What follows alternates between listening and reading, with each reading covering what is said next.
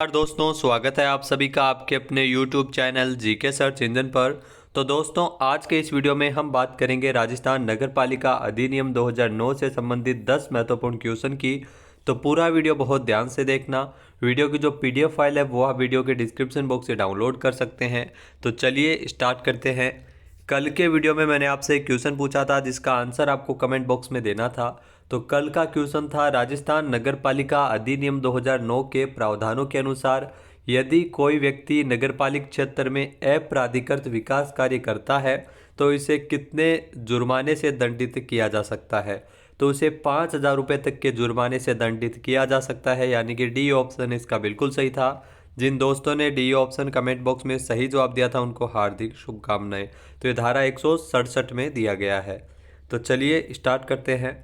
पहला क्वेश्चन है, राजस्थान नगरपालिका अधिनियम 2009 के प्रावधानों के अनुसार किसी भी क्षेत्र के संबंध में पुनर्विकास स्कीम किसके द्वारा बनाई जाएगी।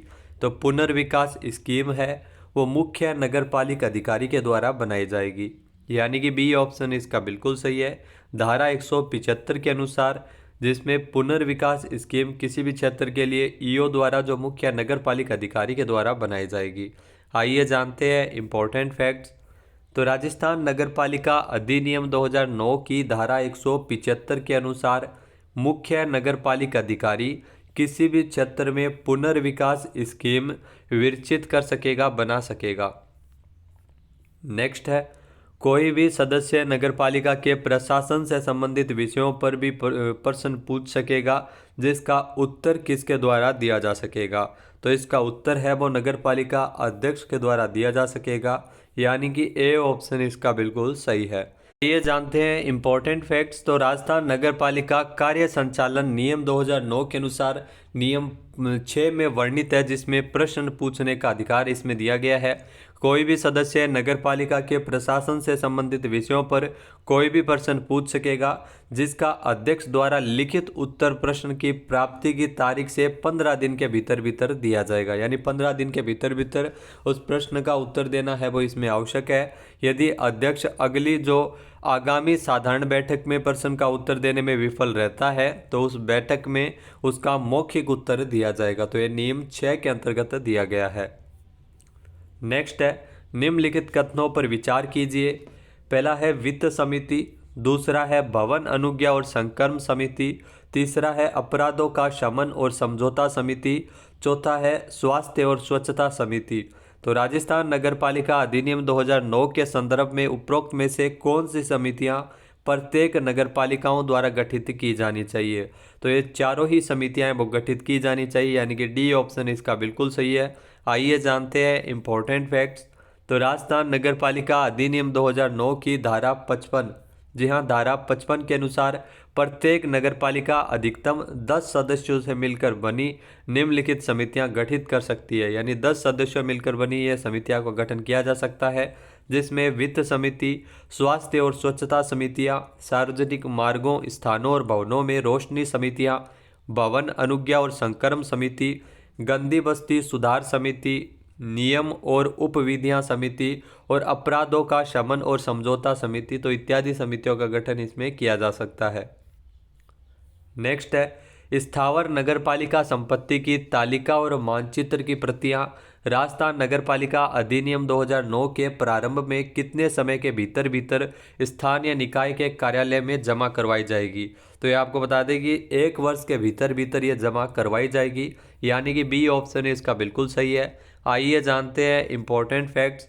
तो राजस्थान नगरपालिका अधिनियम 2009 की धारा 74, जी हाँ, धारा 74 के अनुसार नगरपालिका उन समस्त स्थावर संपत्तियों की जो उनमें निहित है या उससे संबंधित है या उसके द्वारा अर्जित की गई है एक तालिका और मानचित्र संधारित करेगी, और जो अदिनांकित तालिकाएं और मानचित्र की प्राप्तियां इस अधिनियम के, अगर बात की जाए इनकी प्रतियां है वो अधिनियम के प्रारंभ में 1 वर्ष के भीतर भीतर, ध्यान रखना 1 वर्ष के भीतर भीतर प्रत्येक नगरपालिका द्वारा निदेशक स्थानीय निकाय के कार्यालय में जमा करवाई जाएगी। नेक्स्ट है, उस व्यक्ति को जिसकी अभिरक्षा में नगरपालिका निधि है सरकारी देयों का संदाय करने का निर्देश देने की सरकार की शक्ति निम्नलिखित में से किस सक्रिय धारा से संबंधित है। तो उसका संबंध आपको बता दें कि इसमें धारा 321 से संबंध है, यानी कि बी ऑप्शन इसका बिल्कुल सही है। आइए जानते हैं इम्पोर्टेंट फैक्ट्स।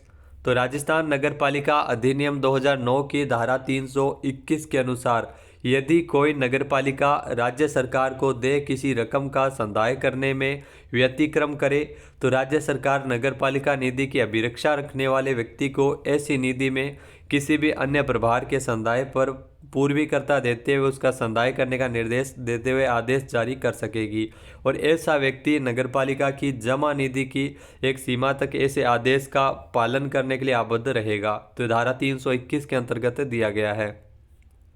नेक्स्ट है राजस्थान नगरपालिका अधिनियम 2009 के प्रावधानों के अनुसार निदेशक, उप निदेशक और सहायक निदेशक की जो नियुक्ति है उस निम्नलिखित में से किसके द्वारा की जाएगी।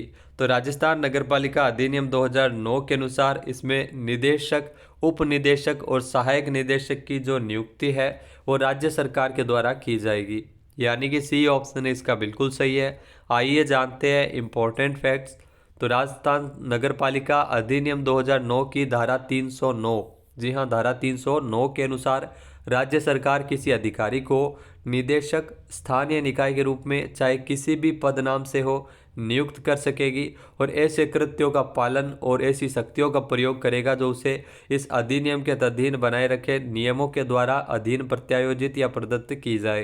तो धारा 309 के अंतर्गत ये दिया गया है।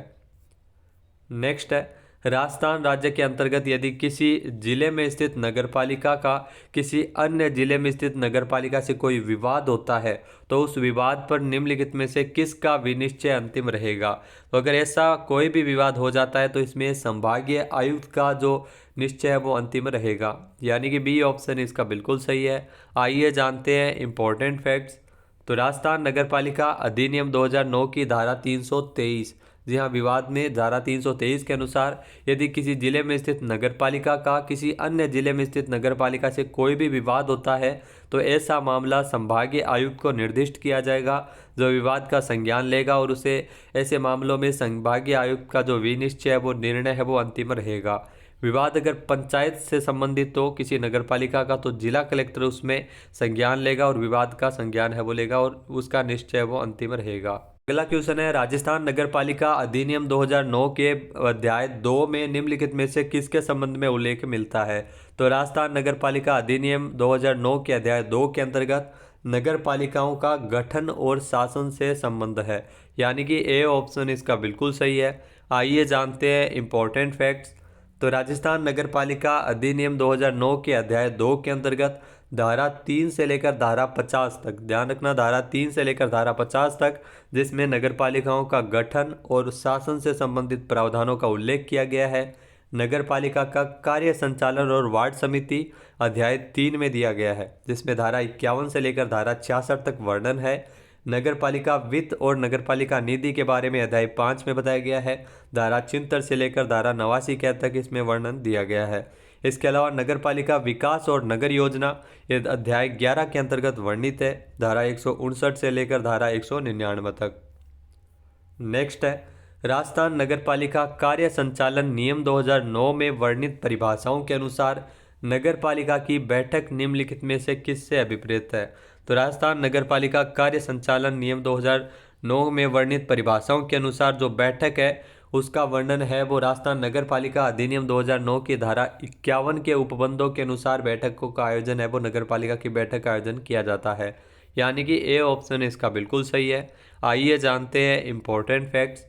तो राजस्थान नगरपालिका कार्य संचालन नियम 2009 के नियम 2 में वर्णित परिभाषाओं के अनुसार बैठक से राजस्थान नगरपालिका अधिनियम 2009 की धारा 51 के उपबंधों के अनुसार जो आयोजित नगरपालिका की बैठक से अभिप्रेत है, यानी उसमें भी यही दिया गया है जो राजस्थान नगरपालिका कार्य संचालन नियम 2009 के नियम 2 में दिया गया है, वही धारा 51 में जो राजस्थान नगरपालिका अधिनियम 2009 की धारा 51 में बैठक का वर्णन है जो नगरपालिका की बैठक आयोजित की जाती है। नेक्स्ट है राजस्थान नगर पालिका अधिनियम 2009 के अध्याय 12 में निम्नलिखित में से किसके संबंध में वर्णन किया गया है? तो राजस्थान नगर पालिका अधिनियम 2009 के अध्याय 12, जिसमें नगर पालिका की शक्तियां और अपराध के बारे में बताया गया है, यानी कि डी ऑप्शन इसका बिल्कुल सही है। आइए जानते हैं इंपॉर्टेंट फैक्ट्स। तो राजस्थान नगर पालिका अधिनियम 2009 के अध्याय 12 के अंतर्गत धारा 200 से लेकर 297 तक नगर पालिका की शक्तियां और अपराध से संबंधित प्रावधानों का उल्लेख इसमें किया गया है। अब बात करते हैं आज के हमारे क्विज की, जिसका आंसर आपको कमेंट बॉक्स में देना है। तो आज का क्विज है, राजस्थान नगर पालिका अधिनियम 2009 के अनुसार नगर पालिका में सदस्य कौन कौन से होंगे? एक बार फिर से सुनिएगा। राजस्थान नगर पालिका अधिनियम 2009 के अनुसार नगर पालिका में सदस्य कौन कौन से होंगे? इसका सही आंसर आपको कमेंट बॉक्स में देना है। और अगर ये वीडियो आपको पसंद आए तो इसे लाइक और शेयर करना बिल्कुल ना भूलिएगा। चैनल पे नए हैं, सब्सक्राइब नहीं किया है तो अभी सब्सक्राइब बटन पर क्लिक करें। जय हिंद, जय भारत, जय राजस्थान।